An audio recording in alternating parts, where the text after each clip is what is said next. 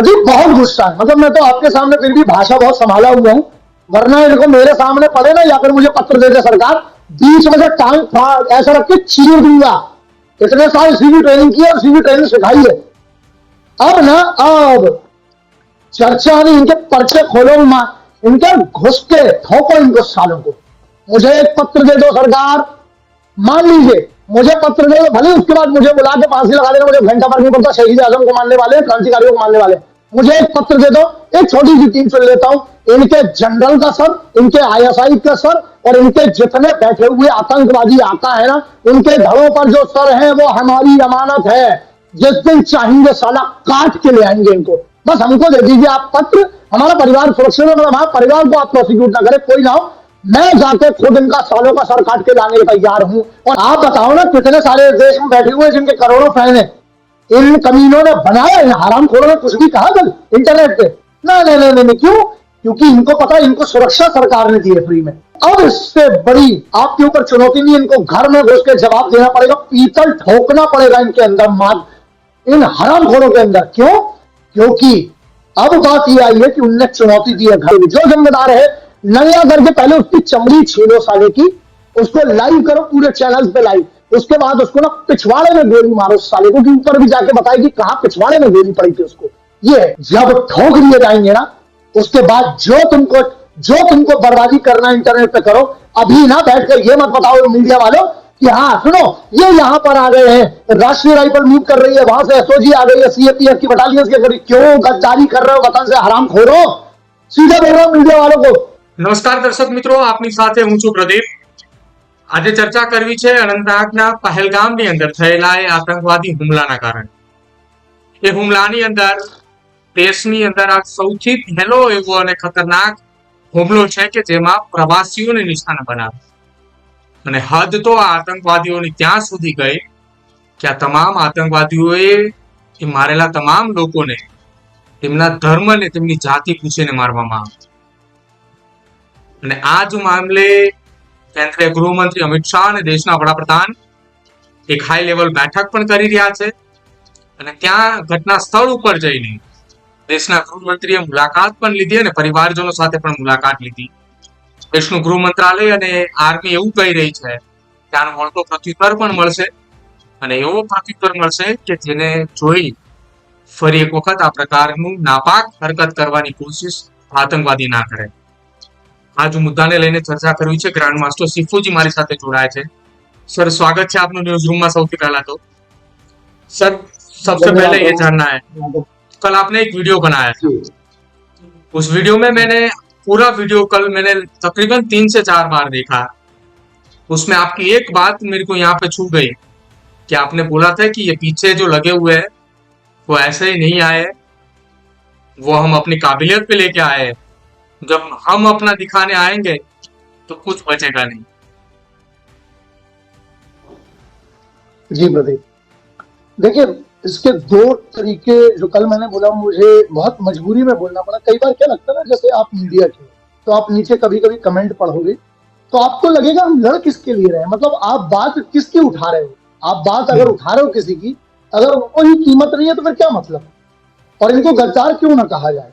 अगर कोई आदमी गद्दारी वतन से कर रहा है तो हम उसको गद्दार क्यों ना कहें। कैसे गद्दारी के नाम है। जब मैंने कहा कि मेरे पीछे क्या लगे, इसका मतलब है मैं कहता हूँ कितने भी बड़े अरबपति खरबपति का, किसी व्यापारी का, किसी का बाप कितना भी बड़ा आदमी है, मैं चुनौती देता हूँ इसमें से जो पीछे जितनी भी चीजें लगी उसमें से एक खरीद के दिखा दे। पैसों में नहीं आती है ये, पैसे रुपये से नहीं खरीदी जाती है।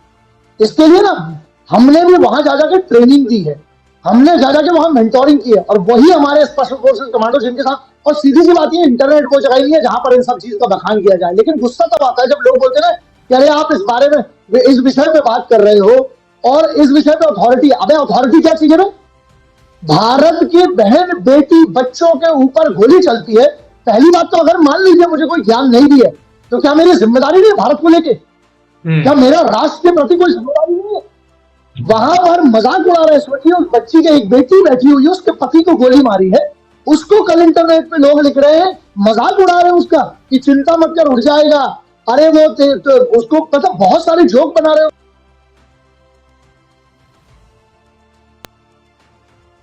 जी आपको आवाज आ रही? जी जी वाले जो है, ये जोक बनाने वाले जो लोग हैं, ये सब गद्दार हैं। अब यहां पर जब बात आती है कि एक बात बताइए आप, फरवरी, हम आज की बात करते हैं, आप पूरा इतिहास समझ लीजिए। हमें यह समझना पड़ेगा कि आज ये पूरा का पूरा जो हुआ है, क्या ये एक दिन का है? नहीं। जब मैंने आपने कहा कि आपको एक दिल में बात छोड़ गई, एक बात बताइए, चलिए मैं आपको उदाहरण देता हूं। मैं चाहता हूं स्पेशल फोर्सेस के कमांडोज की मेंटोरिंग के लिए, मान लीजिए मैं उन क्षेत्रों में, बनी बात है वो बॉम्बे में तो होगी नहीं, दिल्ली में तो होगी नहीं, मैक्सिमम किन एरिया में होती है जहां पर आप अपनी जान जोखिम में डाल रहे हैं। अच्छा, मैं तो फ्रीलांसर हूं ना, मैंने तो यूनिफॉर्म नहीं पहने, मैं तो कोई फौजी नहीं हूं, लेकिन मेरे राष्ट्र के प्रति धर्म है कि मैं अपने हिसाब से क्या कर सकता हूं, मैं अपनी जान जोखिम में डालता हूं। आपको क्या मजाक लगता है? वहां पर कल को कोई हमला होता है और जब वहां पर लोगों के साथ, वहां गोली थोड़ी लगेगी कि तुम सिविलियन हो, कि तुम कमांडोज मेंटोर हो, कि कौन हो, तुम्हारी तो हत्या हो जाएगी उस समय। मैं अपनी जान, अच्छा मेरे पास एक स्टेटस है, मैं नहीं भी जाऊंगा तो क्या फर्क है? अच्छा मैं वीडियो ना बनाऊं, मान लो, आप बताओ ना कितने सारे देश में बैठे हुए जिनके करोड़ों फैन है, इन कमीनों ने बनाया, इन हरामखोरों ने कुछ भी कहा कल इंटरनेट पे? नहीं, क्यों? क्योंकि इनको पता है, इनको सुरक्षा सरकार ने दी है फ्री में। इनके पास जो बॉडी गार्ड्स है, मतलब जिसको बोलते हैं पुलिस का व्यक्ति है या फौज का व्यक्ति है, जब यही कश्मीर जाते हैं तो वहां पर एसओजी इनको कवर देती है। क्यों? क्योंकि इनको अपना बड़ा व्यक्ति माना जाता है कि हमारे राष्ट्र की धरोहर है, हमारे राष्ट्र के इंपॉर्टेंट लोग हैं ये लोग। यही बात है ना, चाहे वो किसी भी पार्टी का आदमी जाए, उसको सुरक्षा देने वाली कौन सी होती है? एसओजी होती है, एसएजी होती है, वहां पर स्पेशल फोर्सेज होती है, एट द सेम टाइम उनको कवर देने वाली वहां की लोकल पुलिस की होती है। जब कल ये हत्या हुई है, मर्म इससे बुरा कुछ नहीं हो सकता था, ये राष्ट्र के खिलाफ है।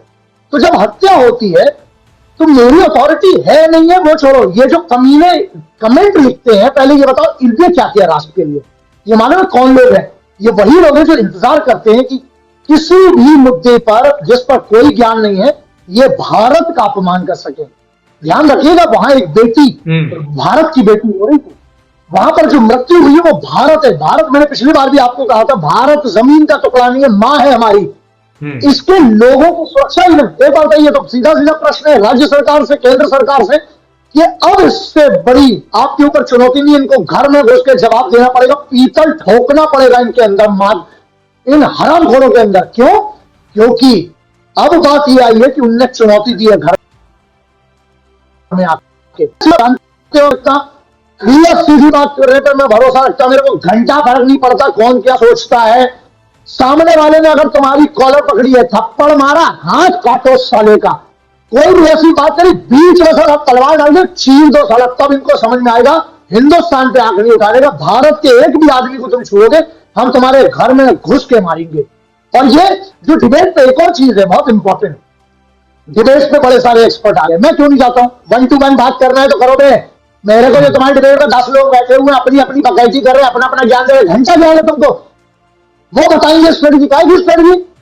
हिंदुस्तानी फौज में तो स्ट्रेटेजी, भारत में नेशनल सिक्योरिटी एडवाइजर है, पूरी की पूरी कमेटी है, उनके अंदर में 4 डिप्टी नेशनल सिक्योरिटी एडवाइजर्स हैं, वो बहुत ज्यादा अपना काम जानते हैं। इंटेलिजेंस ब्यूरो है, RNAW, हमारे पास ऐसी यूनिट है, स्पेशल ऑप्स यूनिट है, काउंटर इंटेलिजेंस यूनिट है, हमारे पास मिलिट्री इंटेलिजेंस है, डिफेंस इंटेलिजेंस एजेंसी है, इंट कोर है। इनका काम है इंफॉर्मेशन गैदर करके, पिछली बार जो करना था कर दिया ना।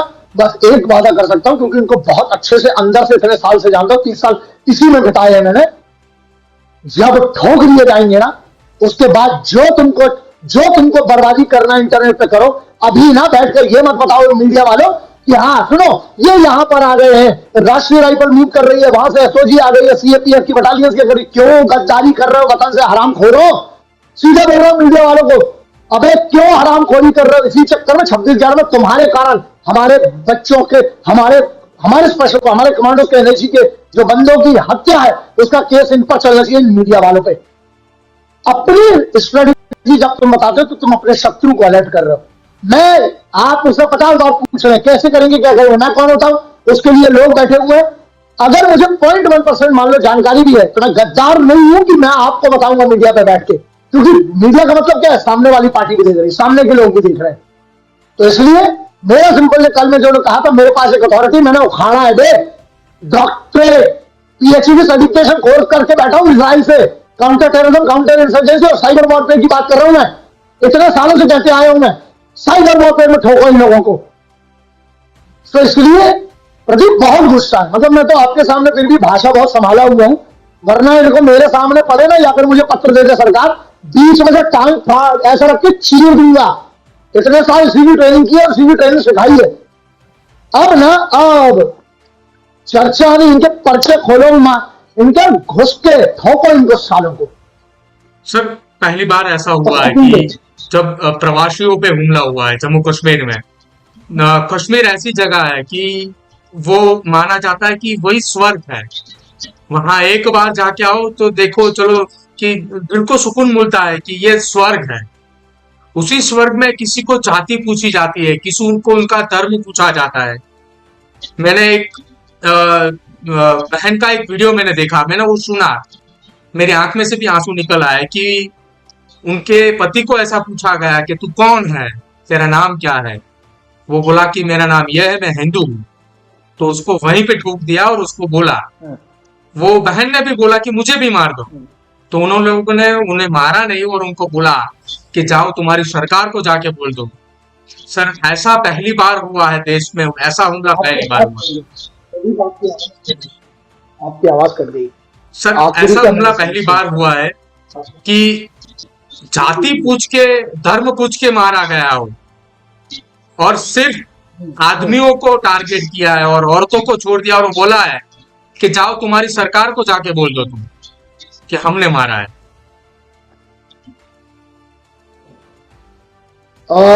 बप्पा रावल के समय पे क्या हुआ, जब मोहम्मद बिन कासिम, मैं आपको पूरा समझा, अगर आप इसको समझ गए तो सब समझ गए, क्योंकि आपके थ्रू हम सिर्फ इसलिए नहीं बैठे ना किसी की बुराई, पहले तो हमें अपने आप की गलतियां समझना पड़ेगी, हमको क्या गलतियां इतिहास में हुई हैं। जब मोहम्मद बिन कासिम को वहां से उम्मेद खलीफा ईरान का मोहम्मद बिन कासिम को भेजता है, राजा ताहिर से हारने के बाद, आपके ही क्षेत्र की बात है, राजस्थान, गुजरात, हरियाणा, पंजाब की बात है। उसके बाद जब मोहम्मद बिन कासिम आता है, उसका जो गवर्नर, उस समय जो उनका सेनापति होता है, तो मोहम्मद बिन कासिम जब पहला हमला करता है, मैं बात कर रहा हूँ ये बहुत पहले की, मतलब ये 700 से 850 के बीच की आप समझ लीजिए, वहां पर जब हमला होता है तब पहला एग्जैक्टली सेम चीज मोहम्मद बिन कासिम करता है। सोच लीजिए ये चीज 1200 साल पहले करता है। पुरुषों को मारते हैं, कत्लेआम करते हैं, बोलते हैं या तो तुम इस्लाम कबूल करो, मतलब तुम्हें कत्ल कर देंगे। औरतों को उसका सेक्स स्लेव बना लिया जाता है, उनके सेनापतियों के पास छोड़ दिया जाता है। तो कुणों के साथ क्या हुआ, एक पूरी की पूरी, एक हिस्टोरियंस की पूरी एक रिसर्च ये कहती है कि जब पृथ्वीराज चौहान साहब की श्रीमती जी का, आपको पता है क्यों हमारी माता पद्मिनी ने क्यों जौहर कर लिया, आप ये सोचिए ना, क्योंकि उनको पता था कि ये लाशें जो होती है ना, बलात्कार के बाद लाशों के साथ भी बलात्कार करते हैं। तो एक बात बताओ, जो अपने आप को मुगलों की औलाद मानते हैं, तो ये तो ऐसे ही होंगे ना, क्योंकि इनके बाप दादा हरामखोर थे, कमीने थे, उनने ऐसा किया है। मैं मुगलों की बात करूं जो अपने आप को ईरान का वंशज मानते हैं, जो मोहम्मद बिन कासिम के अपने आप को औलाद मानते हैं, उनके लिए बिल्कुल सीधा यही बात है। अब मैं आता हूं वर्तमान में, ये साइकोलॉजिकल वॉरफेयर है। कैसे साइकोलॉजिकल वॉरफेयर है, आपको थोड़ा सा समझाता हूं इसमें। देखो, मनसेरा, रावलाकोट, मुजफ्फराबाद, मनसेरा, रावलाकोट, मुजफ्फराबाद, बहावलापुर है करके, स्कार्दू करके जगह, तो इन सब जगहों पर क्या है कि ये आईएसआई के, ये आज का नहीं है, यहां पर क्या है कि इनका जो चीफ है अभी, इसका क्या नाम है, नदीम अंजुम जो इनका लेफ्टिनेंट जनरल है, और मुनीर जो इनका चीफ है, ये भड़का रहे हैं।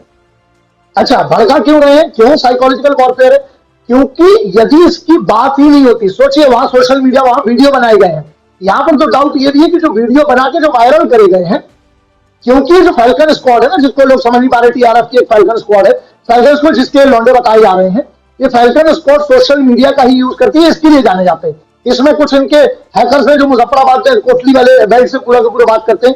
सेम जो मोड ऑफ ऑपरेंडी जब जिसको बोलते हैं ना हलचल, ये मैक्सिमम हलचल जो होती है वो डार्क वेब पे होती है। इन लोग जो है वो ऑनियन और टार पे मिलते हैं। बेसिकली ये नॉर्मल एजेंसीज के रडार से इसलिए भारत की भी डार्क वेब का उपयोग करते हैं। मैं आपको साइकोलॉजिकल वॉरफेयर समझा रहा हूँ। सेम अगर आप बात करोगे, जैश ए मोहम्मद ने जब ये इसको फ्रंट को बनाया फैल्कन, उसकी एक छोटा सा हिस्सा है फैल्कन है। यहाँ पर जो सैफुद्दीन कसूरी, इन सबका कमीनों का जो मालिक है, वो मुजावरवाड़ा करके एक जगह है, मैं बता रहा हूँ आपको, इस पर बता रहा हूँ, मुजावरवाड़ा करके मुजफ्फराबाद में एक जगह है, वहां पर बैठता है, ये वहीं पर घूमता रहता है। परमिशन दे दो, गला काट के साले का, हरामखोर का, यहाँ पे बोरी में भर के ले आएंगे। सरकार को ना यही वाली परमिशन पॉलिसी पे काम करना पड़ेगा, क्योंकि ये आपके पास एक चुनौती है, आपको गला पकड़ लिया आपका, बहन बेटी बच्चियों पर। दूसरा, वहां पर गोलियां बच्चों को मारी गई। ये देखिए, एक रिपोर्ट ये भी कह रही है कि यहाँ पर जितना आप जान रहे हैं, तो ना कुछ नहीं है, और मैं बहुत सारी चीजें नहीं बोलना चाहता, क्योंकि बहुत सारी चीजें जो नेशनल सिक्योरिटी एक्ट और ऑफिशियल सीक्रेट्स एक्ट 1923 और नेशनल सिक्योरिटी एक्ट 1980 के बीच में तहत में बहुत क्लासिफाइड होती हैं। मुद्दा यह है, अब सब इल्जाम लगाने लगेंगे, ये सब करने लगे, तो साइकोलॉजिकल वॉरफेयर क्या होता है अगर ये नहीं समझोगे आप। अच्छा, मैं आऊं, दो चार भड़कीले बातें करूं, राम राम हो गया, जय श्री राम, वंदे मातरम, भारत माता की जय, इंकलाब जिंदाबाद, सलाम वालेकुम कर दिया, वालेकुम अस्सलाम कर दिया लोगों से, और सब अपना अपना वो कर दिया कि हम सबके हैं सब। ना ना ना, यहां क्लियर रखो तुम किस तरफ हो, क्या तुम एक धर्म की तरफ हो कि राष्ट्र की तरफ हो। यहां बड़ा सवाल ये क्यों है, क्योंकि ये आज का नहीं है, इतने सालों से जब जब चलो महमूद गजनवी की बात करो, आप वहां से जो भी बात करो, पृथ्वीराज चौहान साहब 450 साल बाद जब पृथ्वीराज चौहान साहब के समय पे जब ये पूरे के पूरे आक्रांता आते हैं, same policy Akbar the great, घंटा द ग्रेट में, काय का ग्रेट में, बुठला 5 फुट 1 इंच का रैप्टा मारो गिर जाए पगला, ऐसा तुमने किताबों में लिख दिया। हमें इतिहास नहीं बताया गया। अगर बच्चे इतिहास पढ़े होते, लोग इतिहास पढ़े होते, तो उनको समझ में आएगा। एक बात हमको समझना पड़ेगी, सबसे ज्यादा ऐसी तैसी हुई है वहां के लोकल की। क्यों लोकल की ऐसी हुई है? इनके पास रोजी रोटी क्या है? कश्मीर के लोगों को रोजी रोटी अगर चलाना तो उनके पास टूरिज्म है।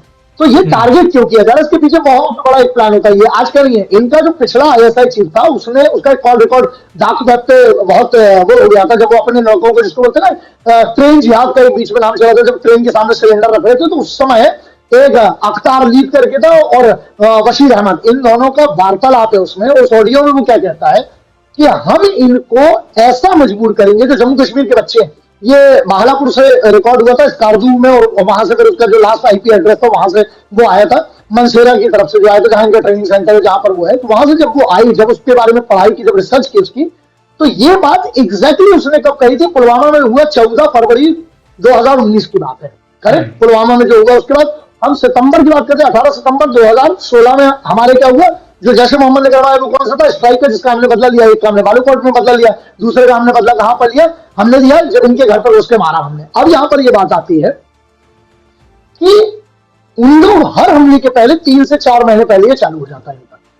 ये क्या करेंगे कि अगर हमारे बंदों को जब रोजगार ही नहीं मिलेगा, जम्मू कश्मीर में 2-2.5 साल से ठीक की चीजें, अगर मान लो उन बच्चों को रोजगार ही नहीं मिलेगा, तो एक बात बताइए क्या होगा? आप समझ पा रहे हैं इसको? वो क्या करेंगे, जब आज वो रोजी रोटी अपनी कमा पा रहा है, लेकिन अगर उसके बाद रोजगार नहीं है, तो ये भी बताएंगे जाके उनको, सुन भाई तुम ना पत्थर उठाओ, क्योंकि देखो सरकार तो तुम्हारे घरों में दिख रही है, तो क्यों ना घुस है। एक बात बताओ, अभी तक खत्म क्यों नहीं है? इसमें एक आईडी का व्यक्ति है, एक नेवी के हमारे व्यक्ति। एक बात बताइए, उन पर्यटकों में से ये लोग हैं, ये इंटेलिजेंस कैसे लीक हुआ अगर लोकल इसमें इन्वॉल्व नहीं है? वो जंगल से आते हैं साहब, जंगल में चले जाते हैं। एक बार तो ये बहुत सरल नहीं होता। हाँ, हमारी फोर्सेस करेगी, स्पेशल फोर्सेस करेगी, हमारी सीएपीएफ करेगी, सेंट्रल आर्म्ड पुलिस फोर्सेस करेगी, गृह मंत्री ने कहा है, रक्षा मंत्री ने कहा है, प्रधानमंत्री जी ने कहा है, सब ने कहा, ये सब अंदर घुस के मारेंगे। इंटरनेट पे चर्चा करने वाली बात नहीं है। वो जब होना होगा तब होगा, बिल्कुल करेक्ट टाइम से होगा, और पिछली बार जितना हुआ उससे बड़ा होगा। उसके इनके पिछवाड़े में पीतल घुसड़ेंगे सालों के, यही सोल्यूशन है। दहशत का है ये पूरा गेम। अगर आप दहशत पैदा नहीं करोगे, कोई भी हरामी साला हथियार उठाएगा और घुस के चला जाएगा। तो हमें कंट्रोल कहां पर करना है? हमें कंट्रोल करना सबसे पहले तो हमें टेक्नोलॉजी का उपयोग करना पड़ेगा। हमें बहुत सारी ऐसी चीजों पे जिसपे हम कन्वेंशनल वॉरफेयर के, मैं हमेशा से कहता हूं, मैं 10 साल से बात कर रहा हूं, साइबर वॉरफेयर पे हमको घुसना पड़ेगा। इसको हम लोग कहते हैं हाइब्रिड मॉडल बोलते हैं इसको। हमें ना आईएसआई को एक्सपोर्ट करना पड़ेगा। हमें उनके घर में घुसकर क्या चर्चा कर रहे हैं वो करना पड़ेगा, वरना ये चलता रहेगा साहब। रही बात धर्म की, आप क्या बात कर रहे हो? इधर तो कमीने अपने ही लोग सर लड़े पड़े ना। तुम ब्राह्मण हो, तुम क्षत्रिय हो, तुम शूद्र हो, तुम बनिए हो, तुम गुजराती हो, तुम मराठी हो, तुम ये भाषा बोलो, तुम वो भाषा बोलो। हम तो आपस में लड़के अपनी खुद की ऐसी तैसी करवाए पड़े हैं ना। और तुम बस तुम बटे रहे, नहीं वो इधर का एक बार मरने वाले हो तो हैदराबाद के मुस्लिम भी है। तो ये कहां से ये कमीने जो बोल रहे हो इस्लाम की मिलने कैसे? और एक बार भाई, मैं किसी का ठेका नहीं लिया हूं। यहां पर मुद्दा ये है, मेरा एक और प्रश्न है, बहुत बड़ा है। जो पढ़े लिखे मुस्लिम हैं, जो अपने आप को भारत का देशभक्त मानते हैं, मैं कईयों को जानता हूं, इनने सबने कंडेम किया, इनने सोशल मीडिया पे भी पोस्ट किया है, लेकिन मैं कर रहा हूं, ये इतना छोटा नंबर क्यों है? जो मुस्लिम को लगता है ये बात गलत है, वो क्यों नहीं आके इसका विरोध करते हैं? क्योंकि अब सवाल तुम्हारे इस्लाम पर है, मेरा नहीं। मैं तो सनातन धर्म है, मैं अपने सनातन धर्म की बात कर सकता हूं, मैं अपने धर्म की बात कर सकता हूं, मैं तुम्हारी तरफ से बात नहीं करूंगा। लेकिन मैं ये कहना चाहता हूं, मैं उन देशभक्त मुस्लिमों को अब आह्वान करता हूं, उठो, आपको गलत को गलत कहना पड़ेगा, वरना क्या हो रहा है, तुम्हारी छवि बर्बाद हो रही है। इन कमीनों के चक्कर में भारत के अंदर का माहौल खराब हो रहा है। और ये इतना खराब ना हो जाए कि जो दुश्मन चाहता था, जो अंग्रेज करके गए थे पॉलिसी बांटने वाली, ऐसा ना हो जाए कि फिर से गृह युद्ध की स्थिति हो जाए और आपस में ही लड़ मरे सब लोग। मैं नहीं चाहता हूं, मैं चाहता हूं शांति रहे, मैं चाहता हूं इकट्ठे हो जाओगे। आतंकवादी के खिलाफ क्यों नहीं बोल पाते हो तुम? मेरे लिए राष्ट्र पहले आता था, उसके बाद कुछ भी आएगा। मेरे माँ बाप, मेरा परिवार, सब कुछ, सबसे पहले राष्ट्र आएगा। तो प्रदीप मिलना तो पड़ेगा, वरना ये रायते का समंदर हो जाएगा। सुने, एक आखिरी सवाल है आपसे। ईंट का जवाब पत्थर से जब देने आएंगे, अमन की शांति चाहिए हमको। हमको वो कश्मीर चाहिए जो हम बोलते हैं कि कश्मीर एक स्वर्ग है। अमन की शांति वो कश्मीर में कैसे होगी? ईंट का ऐसा जवाब पत्थर से कब और कैसे मिलना चाहिए सर, कि ये जो हुआ है वो आखिरी बार, अब की बार कभी ऐसा कुछ ना हो। देखिए प्रदीप, बहुत सादा सा है। भारत सरकार के गृह मंत्रालय, रक्षा मंत्रालय, उसके साथ साथ जो फॉरेन अफेयर्स है, आपको ये समझना पड़ेगा। बड़े शांति से भी आप समझाना चाहता हूं, फिर मैं बताऊंगा मेरे मन में क्या है। 3 पॉइंट रखना चाहता हूं, 4 पॉइंट रखता हूं। पहला पॉइंट ये है कि डिप्लोमेटिक लेवल पर हमको समझना पड़ेगा डिप्लोमेटिक लेवल पे क्या होता है। इनको डिप्लोमेटिक लेवल पे खत्म करना चाहिए। पूरी दुनिया में इन पर बैन लगना जरूरी है, क्योंकि जब तक इनके लोग इसका समर्थन करते रहेंगे, हमें डिप्लोमेटिक लेवल पे काम करना पड़ेगा। दूसरा, हमें आइडेंटिफाई करना पड़ेगा कि पाकिस्तान को अपना बाप मानने वाले कौन ले गए। अभी जब वो मैच चल रहा था, भारत के ही कुछ भांड मीडिया वाले, भांड वर्ड के लिए दल्ले साले, दल्ले, ये वहां पर जा रहे थे कि पाकिस्तान तो अपना भाई है, पाकिस्तान के तो लोग अच्छे हैं, ठीक है। ये सबको मिलकर इकट्ठा इनका भी बाइकआउट करना पड़ेगा। तीसरा, ये बॉलीवुड वाले, सेलिब्रिटी वाले, मैं भी हिस्सा हूं। मैं बहुत, मेरे परिवार, मैं उन्हीं को परिवार मानता हूं जो मुझसे जय हिंद बोलते। मेरे लिए धर्म उतना मैटर नहीं करता। जो मुझसे जय हिंद कहता है, वंदे मातरम, इनकलाब जिंदाबाद, भारत माता की जय, वो मेरा परिवार, उसकी जात से मुझे कोई मतलब नहीं होता। या तो तुम देशभक्त हो या गद्दार हो, दो कैटेगरी समझ में आती है मुझे। तो मैं बॉलीवुड के लिए भी बात कर रहा हूं। अच्छा, बाहर के आर्टिस्ट आते हैं, अरे उससे क्या होगा? देखिए, वो तो कलाकार है, कलाकार। अरे एक बात बताओ, क्रिकेटर साले क्रिकेट खेल सकते हैं पाकिस्तान के साथ, बॉलीवुड वाले या कोई भी ये मूवी वाले उनके साथ कर सकते हैं, सिंगर आके गाना गा सकते हैं। तो फौजी की क्या दुश्मनी है? आर्म्ड फोर्सेस की, स्पेशल फोर्सेस की क्या दुश्मनी है? तो हमें सबसे पहले तो जो ये गद्दार, भांड, भड़ुए लोग हैं ना, इन सबको बाइकआउट करना पड़ेगा। तीसरा और चौथा पॉइंट मेरा बहुत सिंपल सा है। हमारी 1960 की एक ट्रीटी है, हमें सबसे पहले इनका पानी रोकना पड़ेगा। इंडस वैली का जो होता है, सीधे इनका पानी रोको, इनको मोहताज कर दो। जब तक ये सरकार चलती रहेगी, कभी नहीं मानने वाले हैं। और ये हो गए मेरे 4 पॉइंट, जो हो गए डिप्लोमेटिक लेवल पे, स्ट्रेटेजिकल लेवल पे। अब हम बात करते हैं सोल्यूशन। सबसे बेहतर सिर्फ 2 सोल्यूशन है। एक, एआई बेस्ड, हमें टेक्नोलॉजी बेस्ड सर्वेलेंस करके इनको घुसने के पहले ठोकना पड़ेगा। घुसने के बाद क्या तकलीफ हो जाती है। मुजफ्फराबाद इस पूरी की जड़ है। आप कोटली ले लीजिए, आप उसके बाद रावलाकोट ले लीजिए, मुजफ्फराबाद ले लीजिए, उसके बाद मनसेरा ले लीजिए, बहावलापुर ले लीजिए, स्कार्दू ले लीजिए। ये जितने सेक्टर है, जितनी जगह है, इन सब पर हमें मॉनिटर करके सीधे स्ट्राइक, धाम धाम धाम। हमें समझ में नहीं आता, होली के लिए रखे हैं क्या हमने? भारतीय सेनाओं ने इतना खरीदा है। सरकार जिस दिन चाहेगी, मैं सब बोल रहा हूं, मुझे समझ में आ रहा है, क्योंकि पहले भी स्ट्राइक किए, कोई नई बात नहीं है। मैं कहता हूं कि इनको उसी लेवल पे, इनको ना पैदा होने के पहले मारो। मैं हमेशा कहता हूं, कई लोग कहेंगे कि इसमें ह्यूमन राइट्स आ जाएगा, कायदा ह्यूमन राइट्स में। अब नहीं, भारत के अंदर ये जो भड़ुए बैठे हुए हैं, जो ये एनजीओ चलाते हैं, कुछ ऐसे जो बिल्कुल कैंडल लेके खड़े हो जाते जब आतंकवादी मरता था, अब क्यों नहीं जाग रहे ये लोग? तो हमें पहले देश के अंदर भीतर के गद्दारों को ढूंढना पड़ेगा। जब तक हम भीतर के गद्दारों को नहीं ढूंढेंगे, क्या होगा ना, बाहर का तो भी उससे सेनाएं लड़ लेंगी, भीतर आज क्या माहौल है। तो भीतर के वालों को आइडेंटिफाई करो, सबको राष्ट्रीय सुरक्षा कानून में उठा के, नहीं है जेल की जगह मुझे बता दो, मैं अपनी जमीन दे देता हूं, बढ़िया जेल बना के इनको ना, इनकी अच्छे पिछवाड़े तोड़ो सालों के, इनके पिछवाड़ों में मारो, तब समझ में आएगा। एग्जाम्पल सेट करिए, जो आतंकवादियों का समर्थन करे, पहले उनकी धोखाई करो, देश के नंगा करके सालों को पब्लिक में मारो सालों को, और पूरे देश में बड़े बड़े शहरों में घुमाओ और लाइव इसका टेलीकास्ट करो। क्यों? भय चाहिए कि या तो तुम भारत के साथ हो, या तुम भारत के जो दुश्मन है उनके साथ हो। एक बात हो गई, चाइना का पूरा एंगल समझना पड़ेगा हमें, क्योंकि इनके पास क्या क्या फंड। एग्जाम्पल के तौर पे अगर आप फोटो कॉल से देखेंगे, तो जो हथियार की नॉलेज रखते हैं, यूएस के वेपन है, तो क्या ये अफगानिस्तान के रास्ते आए हैं, तालिबान के रास्ते आए हैं, या फिर उनको डायरेक्ट सप्लाई है? तो वो देखना पड़ेगा। आधे लोगों ने बोला कि उनका उपराष्ट्रपति यहाँ आधा घंटा, हमको कोई मतलब नहीं है कौन का उपराष्ट्रपति कहाँ है, हम अपने देश का देखें। अगर नहीं समझ रहे, प्रेसिडेंट रूल लगाइए, सीधे राष्ट्रपति शासन बंगाल में, और राष्ट्रपति शासन लगना चाहिए सीधा कहां पर? यहां पर। आप आर्म्ड फोर्सेस को, सीएपीएफ को दे दीजिए। इंटेलिजेंस यूनिट हमारी बहुत तगड़ी है, मिलिट्री इंटेलिजेंस, काउंटर इंटेलिजेंस है, इंट कोर है, डीआईए डिफेंस इंटेलिजेंस एजेंसी है, पूरी खबर है। स्टेट कोऑर्डिनेट कर लेता तो इतना होता भी है। स्टेट और सेंटर में जिसका फेलियर, उसको जिम्मेदारी तो लेना पड़ेगी, चाहे वो पुलवामा वाला, चाहे उरी वाला हो, चाहे कोई भी। जो जिम्मेदार है, नंगा करके पहले उसकी चमड़ी छीनो साले की, उसको लाइव करो पूरे चैनल पे लाइव, उसके बाद उसको ना पिछवाड़े में गोली मारो साले को, कि ऊपर भी जाके बताए कि कहां पिछवाड़े में गोली पड़ी थी उसको। ये है। और मेरा सॉल्यूशन सिर्फ इतना है, मान लीजिए भगवती ना चाहे कि कभी कोई सक्षम ना हो पाए, मैं आपकी तरफ सीधा बोलता हूं, सुनिए मैं बोल रहा हूं, मुझे एक पत्र दे दो सरकार, मान लीजिए मुझे पत्र दे दो, भले उसके बाद मुझे बुला के फांसी लगा देना, मुझे घंटा फर्क नहीं पड़ता, शहीद आजम को मानने वाले, क्रांतिकारियों को मानने वाले, मुझे एक पत्र दे दो, एक छोटी सी टीम चुन लेता हूं, इनके जनरल का सर, इनके आईएसआई का सर, और इनके जितने बैठे हुए आतंकवादी आका है ना, उनके घरों पर जो सर है वो हमारी अमानत है, जिस दिन चाहेंगे साला काट के ले आएंगे इनको, बस हमको दे दीजिए आप पत्र, हमारा परिवार सुरक्षित है, हमारे परिवार को आप प्रोसिक्यूट ना करें, कोई ना हो, मैं जाके खुद इनका सालों का सर काट के लाने के तैयार हूं। और ऐसे बहुत सारे इस देश में पागल है जो अपने वतन को, इस मां को ना सबसे आगे मानते हैं, तो मैं तैयार हूं, लेकिन इसकी जरूरत भगवती से प्रार्थना करता हूं कभी ना पड़े। हमारी फोर्सेस कब कैपेबल थी, हैं और रहेंगी, इसका समाधान सिर्फ इतना है, छोटी मोटी स्ट्राइक मत करिए साहब, 4-5 एरिया सबको पता है, जिसको इस विषय का ज्ञान है ना, जो जियोपॉलिटिक्स समझते हैं और जिनको काउंटर टेररिज्म, काउंटर इंसर्जेंसी समझ में, पूरा मुजफ्फराबाद वाला बेल्ट, और मैं कहता हूं पहले तो मुजफ्फराबाद लो, झंडा गाड़ो, और उसके बाद ना सीधे इनके घर में घुस के मारो। मुझे नहीं चाहिए अखंड भारत, में सीधे बोल रहा हूं, कई लोगों को उसमें चीटा काटेगा, अब अखंड भारत ले लोगे तो ये कमीने भी तो अंदर आ जाएंगे, क्यों चाहिए तुम्हें, ये अपने मरो साले, तुमको जो कर रहा है इनको ना भूखा नंगा इंटरनेशनल लेवल पे करो, इनके पिछवाड़े तोड़ो, और पूरा टेक्नोलॉजी का उपयोग करते हुए इनको घुसने के पहले मारो।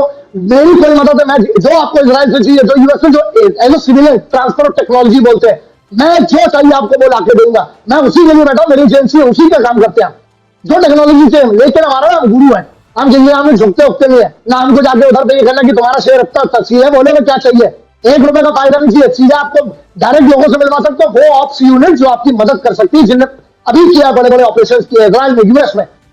लेकिन साहब पूरा गेम क्या है, हमने अपनी तरफ से जो कर सकते हैं करें, हर बार निदान देता हूं, समाधान देता हूं, सिर्फ समस्या पे बात मत करो, सब बैठ के क्या कर रहे हैं, डिबेट में बकैती कर रहे हैं, वो ये बता रहे हैं कि सरकार को ये करना चाहिए, सरकार के पास एक्सपर्ट्स हैं, पढ़े लिखे लोग हैं, स्ट्रेटेजिस्ट हैं, उनको उनका काम कर रहे हैं, तो बस इंटरनेट पे कुछ ऐसा लीक मत करो जिससे शत्रु देश को फायदा हो जाए, और जो ऐसा करता है इसको डिबेट से मारते हुए लाओ साले के बाहर, इसको भी कूटो कमीने को, ये भी गद्दार है। ऐसी कोई भी जानकारी जो दुश्मन के काम की है इस समय पे, उसको गद्दार की कैटेगरी में रखो, कानून के तहत उसको सर्वोच्च सजा देना पड़ेगी, और कभी मेरी जरूरत हो राष्ट्र के लिए, हमेशा से कहता हूं, आज भी कह रहा हूं, सीधे बोलो, आईएसआई चीफ जैसे ही उनका बने, गला काटो साले का, बोरे में भर के लाओ, जैसे चीफ बने काटो। मुझे इस बात से दुख है ना कि हम आपस में लड़े पड़े हैं, मुझे सबसे बड़ा दुख, अंदर के दुश्मनों को आप नहीं धोओगे ना प्रदीप, हम बर्बाद हो जाएंगे, चाहे मुगल आए तो हम बर्बाद हुए, क्योंकि हम आपस में भिड़ गए, अंग्रेजों ने पॉलिसी बनाई, हम आपस में लड़ गए, तुम बड़े हो, तुम ऊंचे हो, तुम नीचे जात के हो, तुम ये हो, तुम यार, तुम्हारी भाषा है, तुम्हारा पहनावा है, तुम्हारा रंग भी है, अबे कमीनो एक बार मिलके तो देखो यार, भारत ऐसा नहीं है कि किसी की हिम्मत हो जाए, साला बप्पा रावल साहब को देखो, महाराणा सांगा जैसे लोगों को देखो, यहाँ छत्रपति शिवाजी महाराज जैसों को देखो, वहां पर चोला एम्पायर देखो, पांड्या एम्पायर देखो, नीचे से सोचो, कितूर चंद्रमा जैसे को देखो, रानी दुर्गावती जैसे को देखो, लक्ष्मीबाई जैसे को देखो, घसीट के मारा था इनको, क्यों? क्योंकि वो संगठित थे, लेकिन हमेशा दगा करने वाले अपने ही भांड भड़ुए गद्दार थे। आपको आइडेंटिफाई करना पड़ेगा प्रदीप, एक्सपोज करना पड़ेगा, उनको ठोकाई करना पड़ेगी सालों को। मेरी कभी भी जरूरत जब भी पड़ेगी, था, हूं और रहूंगा। कुल सर, शुक्रिया हमारे साथ जुड़ने के लिए और सभी लोगों से बात करने के लिए, हमारे दर्शकों के साथ बात करने के लिए। जय हिंद सर, वंदे मातरम। जय हिंद, वंदे मातरम, इंकलाब जिंदाबाद, भारत माता की जय। તો ગ્રાન્ડ માસ્ટર શિફુજી આપણી સાથે જોડાયા હતા, તેમને કહ્યું કે તેમની પાસે તેમને એક પત્ર આપવામાં આવે તે તૈયાર છે, અને તમામ એ આતંકવાદીઓના સર કાપવા માટે, ધરતી અલગ કરવા માટેની પણ તેમની તૈયારી છે, અને આ નાપાક પાકિસ્તાનની આ જે હરકત છે, આતંકવાદીઓની જે હરકત છે, તેમને તેમના જેવો જ જવાબ અહીંયાથી આપવો પડશે, અને એક વાર જવાબ આપીને જુએ તો ફરી એકવાર દેશ સામે આંખ ઊંચી કરીને પણ નહીં જુએ, અને દેશની અંદર જે કંઈ પણ ઘટનાઓ બની રહી છે એ ઘટનાના નિયંત્રણ કેવી રીતે લાવવા તેને લઈને પણ તેમને વાતચીત કરી છે। તમારું શું માનવું છે આખી આ વાતચીતને લઈને ખાસ અમારા કમેન્ટ સેક્શનમાં જરૂર જણાવજો। જોતા રહેજો ન્યૂઝરૂમ। નમસ્કાર।